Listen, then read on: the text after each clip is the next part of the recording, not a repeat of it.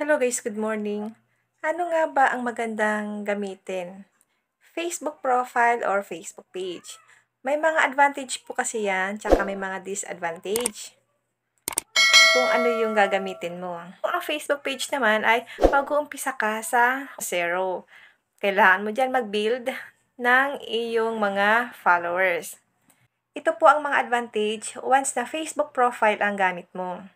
Kapag may 5,000 followers ka at itinorn on mo ang inyong professional mode, meron ka po agad instant 5,000 followers kasi mako-convert yan as followers mo. Then, meron ka na pong mga viewers kasi yung mga followers mo, manonood yan sa mga video na ina-upload mo. Pero hindi lahat ng mga followers natin or friends nanonood ng ating video. Sa Facebook page naman, kailangan mong mag-build ng followers. Kasi isa rin yan sa requirements ni Facebook na magkaroon tayo ng followers. Ang kagandahan lang guys sa Facebook page, pwede mong ma-monitor ang inyong mga video kung may mga violation ba yan. Kasi pwede mo siyang ma-access sa inyong Meta Business Suite. Kapag Facebook page po ang gamit mo, pwede mo siya ma-access dun.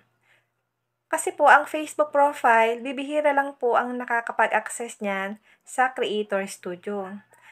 Marami pong nagko-comment sa akin kung paano raw nila ma-open ang kanilang Creator Studio or Meta Business Suite. Kasi iilan lang po ang nakakapag-access ng Creator Studio sa kanilang mga Facebook profile. Kaya po yung iba niyan, monetize na sila sa kanilang mga stream ads, hindi po nila ma-turn on kasi po hindi nila ma-open yung Facebook profile nila sa kanilang mga Creator Studio. Yun naman po ang disadvantage kapag Facebook profile ang ginamit mo at hindi mo nabubuksan ang inyong Facebook profile sa inyong Creator Studio. At halimbawa guys, Facebook profile niyo po ang ginamit nyo. Kung matagal mo na yan na ginagamit na Facebook profile at nagkaroon ka ng violation, hindi mo na yan makikita kasi minsan ang mga violation natin ay dinidelete po agad yan ni Facebook. Yun lang po ang disadvantage once na Facebook profile ang ginamit nyo. Pero nasa sa inyo pa rin po kung ano talaga yung gusto mong gamitin, kung Facebook profile or Facebook page. Nagbigay lang po ako ng tips or paalala kung ano ang magandang gamitin. Sa akin po ang ginamit ko ay Facebook page. Kasi na-access ko sa Meta Business Suite ang aking mga video.